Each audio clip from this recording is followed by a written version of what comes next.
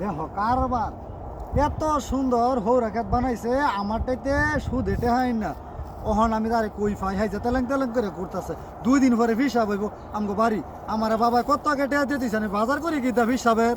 এ বাঙ্গো, হ্যাঁ কিছে? কি হইছে? তুমি এনে আবার কি করতেছ? আরে শুনেন আমারটাইতে খাবলাই টেহা নিছে এই 20,000 লাভে সুদে। হায় হায়। ওহন হে তেলেং তেলেং করে ঘুরে আমার টেহার মানে 2 দিন পরে হিসাব হইব। বাবা টেহা দিছে বহু টাকা আমার অনেক তুমি বাজার কি করি। জানো খাদ্যার অবস্থা?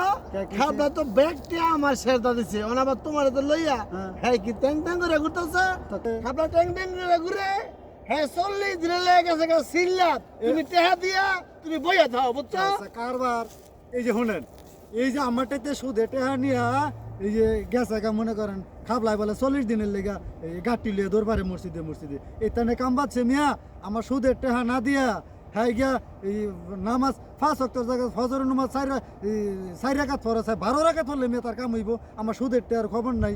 আমি ওনা বাবারে জবাবটা দেই কিছু। এই যে শুনেন আমারও দোষ আছে আর মানুষের কি কইতাম আমি এই যে মানুষে কয় না অতি লোভে তাঁতি নষ্ট। এই যে বেশি লোভ করছিলাম না।